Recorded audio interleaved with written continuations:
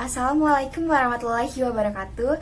Nama saya Katrina Ainerlova, NPM 1851040218 dari kelas MBS kelas D semester 4. Jadi di sini saya akan menjelaskan 3 materi dari mata kuliah manajemen operasi. Nah, materi pertama yang akan saya jelaskan yaitu materi dari project management.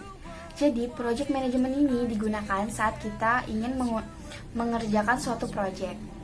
Jadi, dari project management ini kita dapat mengetahui kapan kita akan menyelesaikan proyek kita tersebut.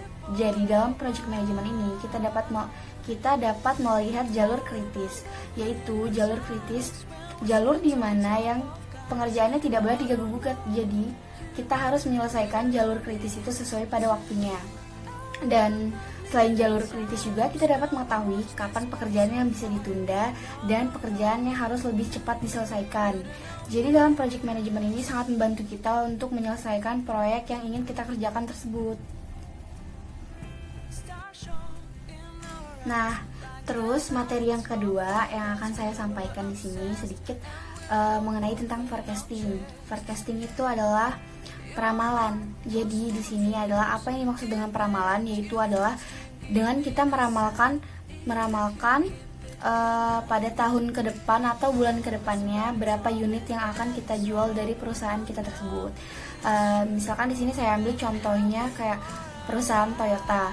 Nah, jadi perusahaan Toyota ini terakhir menjualnya yaitu adalah sebesar 100 unit. Nah, dalam forecasting ini kita dapat menggunakan metode untuk mengetahui dalam periode selanjutnya dapat terjual berapa unit dari Toyota tersebut.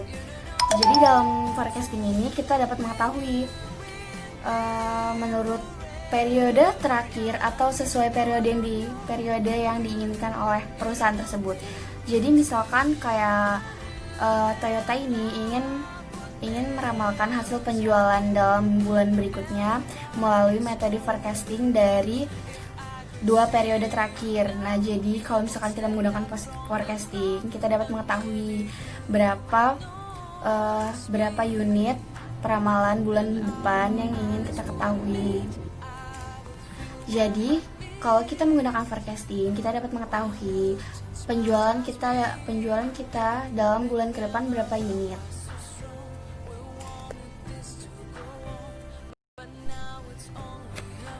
Nah, jadi di sini materi ketiga yang ingin saya sampaikan yaitu tentang quality control.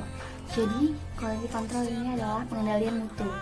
Nah, jadi dalam pengendalian mutu ini, perusahaan melakukan proses pensortiran atau pengontrolan terhadap produk-produk yang mereka hasilkan. Perusahaan menggunakan quality control ini dalam perusahaannya adalah untuk mengetahui berapa jumlah kecacatan produk yang telah mereka hasilkan. Jadi kalau misalkan kita menggunakan quality control dalam aplikasi Pemata QM, kita dapat mengetahuinya dengan cara kita melakukan beberapa kali pengambilan dan menentukan berapa sampelnya. Jadi setelah kita melakukan kontrol dalam suatu perusahaan ini, kita dapat mengetahui berapa hasil kecacatannya, barang yang tidak boleh dijual kepada konsumen.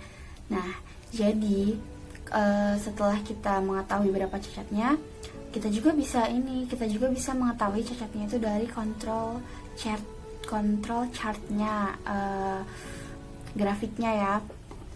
Jadi dalam grafiknya itu kita dapat mengetahui apakah produk yang kita buat itu cacatnya melebihi batas ambang atas kecacatan atau kurang dari batas ambang bawah kecacatan atau rata-rata.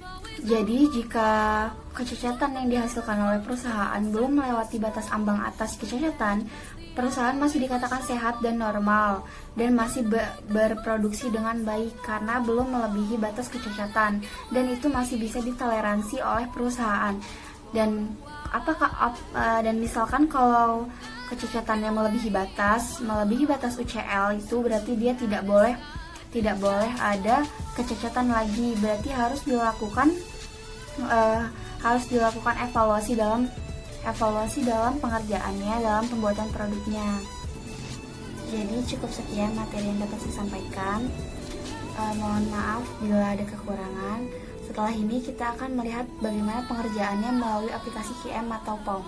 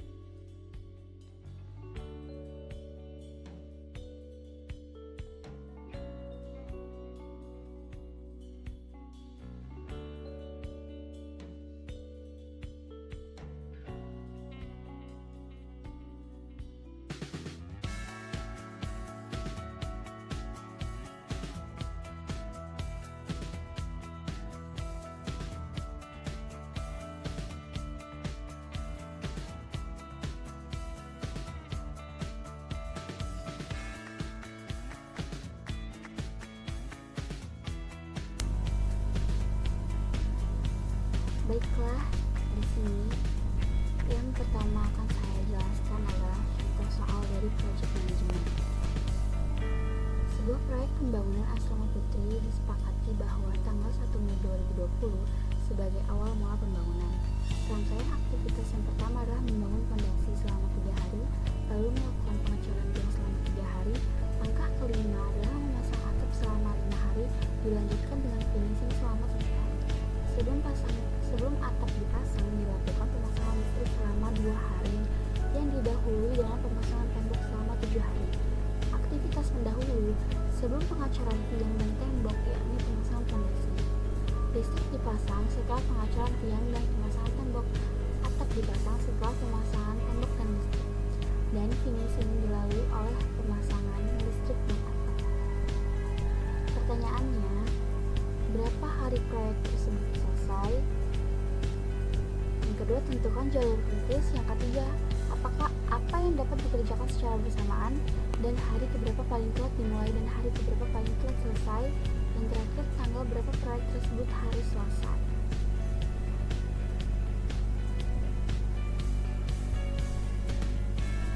Kemudian kita beralih pada aplikasi QM.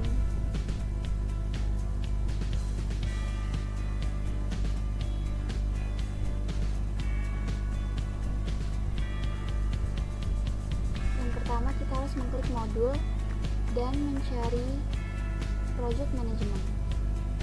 Kemudian kita klik new, single time estimate. Kita ganti titelnya.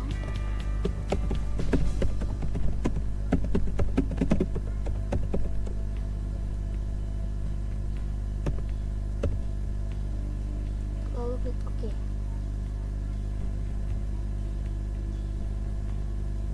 Aktivitasnya kita sesuaikan dengan dari yang soal telah sebutkan tadi.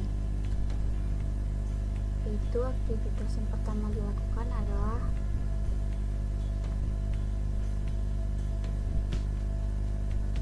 pemasangan fondasi. Jadi di sini kita tulis fondasi selama 3 hari.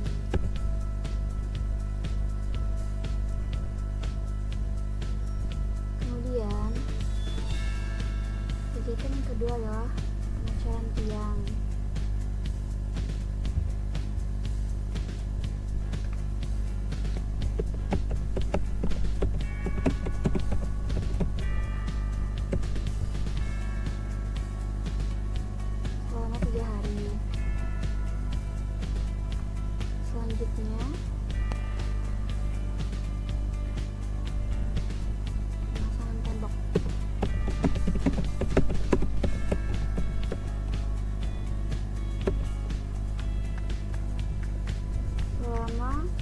hari.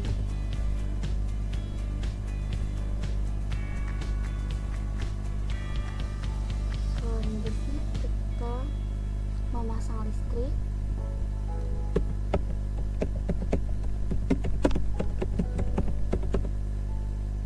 Selama 2 hari.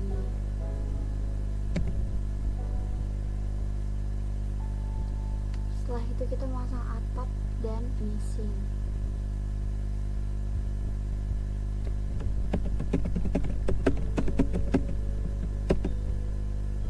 Selama 5 hari dan finishing selama 7 hari.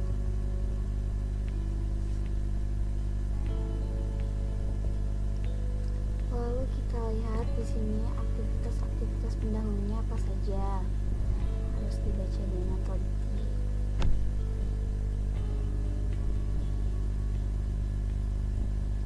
Aktivitas pendahulu sebelum pengecoran tiang itu adalah pemasangan pondasi, kemudian pemasangan tembok. Aktivitas pendahulunya adalah memasang pondasi.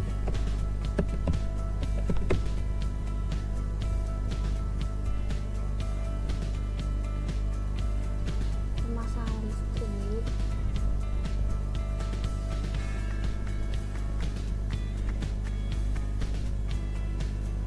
Aktivitas pendahulunya adalah pengecoran tiang dan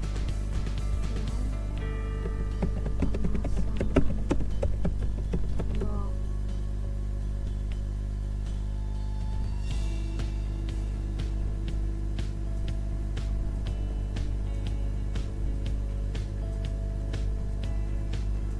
Kemudian pemasangan atap.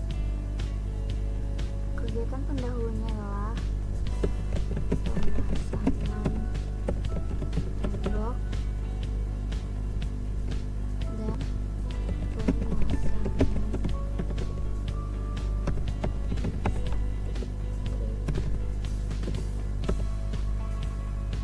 finishing.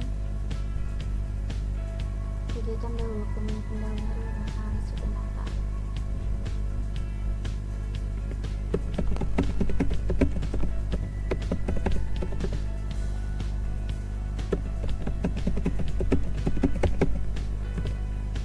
Ketika semua telah kita isi dengan baik dan benar, kemudian kita klik solve. Dapat terlihat di sini activity time, yaitu waktu pengerjaannya adalah 24 hari dan tidak ada slack. Ada salah satu slack di bagian pengecoran tiang. Kemudian kita klik di sini chart. Kemudian akan terlihat seperti ini. Ini adalah grafik dari pembangunan asrama Fitri. Ini adalah presiden grafnya.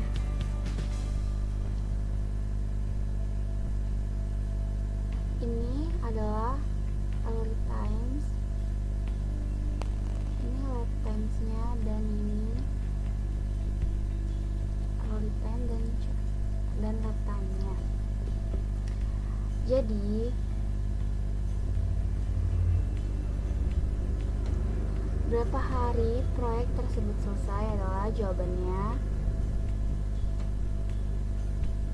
Proyek tersebut selesai selama 24 hari. Kemudian pertanyaan kedua, tentukan jalur kritis. Garis merah ini adalah garis kritis, yaitu garis yang pekerjaannya tidak boleh diganggu-gugat atau harus dikerjakan terus. Jadi jalur kritisnya itu adalah pengerjaan fondasi, pemasangan tembok, pemasangan listrik, pemasangan atap, kemudian finishing. Apa yang dapat dikerjakan secara bersamaan? Yang dapat dikerjakan secara bersamaan adalah pengecoran tiang dan pemasangan tembok. Kemudian hari keberapa paling telat dimulai dan hari keberapa paling telat selesai. Di sini kita lihat bullet points-nya. Hari paling lambat pengerjaannya yaitu pengecoran tiang pada tanggal 7 atau hari ke-7, dan harus selesai paling lambat itu di hari ke-10.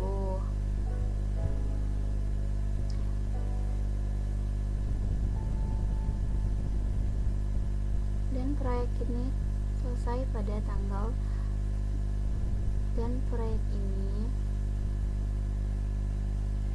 selesai pada tanggal 24 Mei.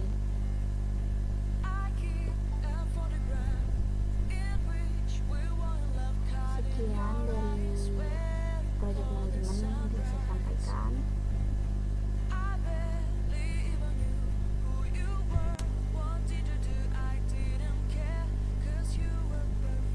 Sekarang kita lanjut ke contoh soal dari quality control.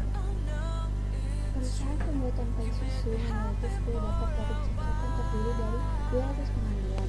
Berikut merupakan data cacat produk.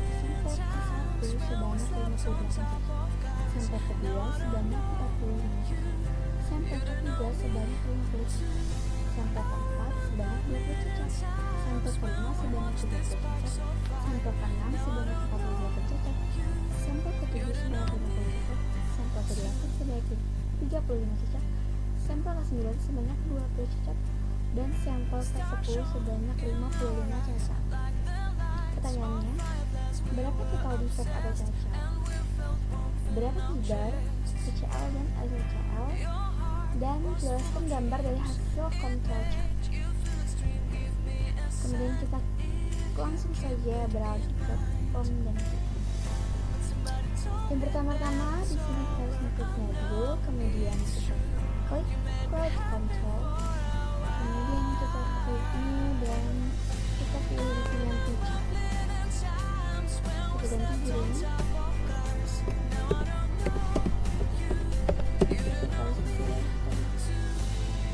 Nomor absen dari USB.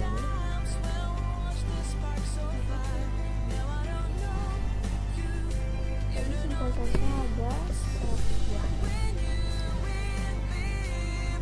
Kemudian kita pilih sampelnya dari kita isi sampel 1 sampai 10. Sampel 1 tadi sebanyak 3 sampel kedua sebanyak 10, sampel ketiga sebanyak 50, sampel keempat sebanyak 20, sampel kelima sebanyak 30, sampel keenam sebanyak 48, sampel ketujuh sebanyak 50, sampel ke-8 sebanyak 35, sampel ke-9 sebanyak 20, dan sampel terakhir sebanyak 5. Kemudian kita solve dan terlihatlah hasilnya. Jadi pertanyaan pertama, berapakah total defect atau cacatnya? Total defect atau cacatnya yaitu adalah 411. Kemudian fibernya adalah 22055, UCL-nya 2912, LCL-nya 1998. Kemudian kita klik ini konsol cat. Jadi seperti ini terlihat grafiknya. Kita isi. Kita dapat melihat dari sampel pertama sampai sampel ke-10 tidak ada yang melebihi batas atas UCL dan batas bawah LCL.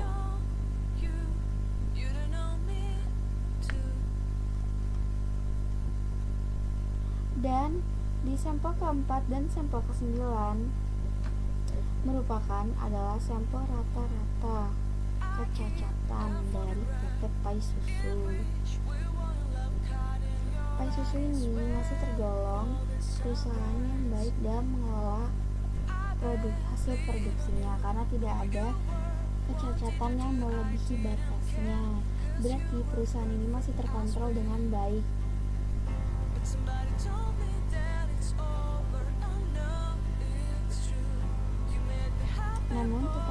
kami evaluasi sebagai bahan untuk pertimbangan agar tidak melakukan kesalahan lagi hingga atau kecacatan dalam bidang produksi. Jadi sekian, itu saja yang dapat saya sampaikan. Apabila ada kesalahan dalam pengucapan, saya memohon maaf. Sekian presentasi dari saya. Wassalamualaikum warahmatullahi wabarakatuh.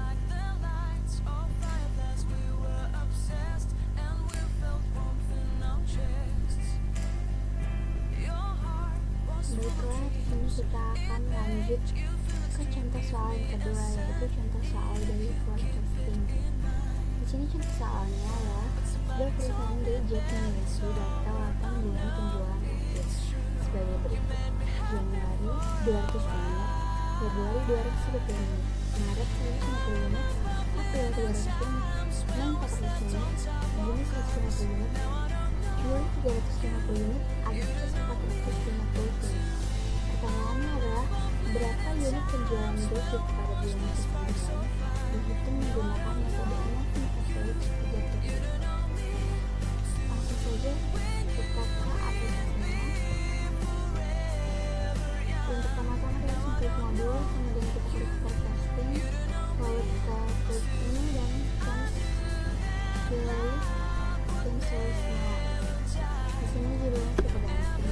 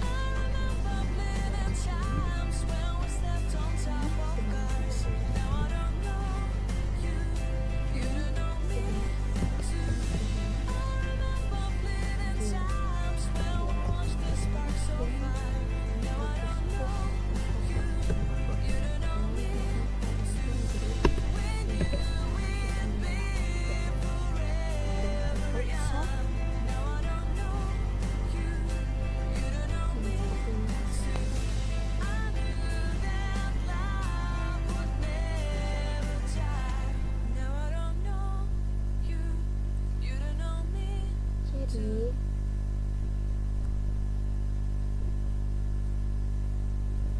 unit penjualan gadget pada bulan ke-9 adalah 316,667.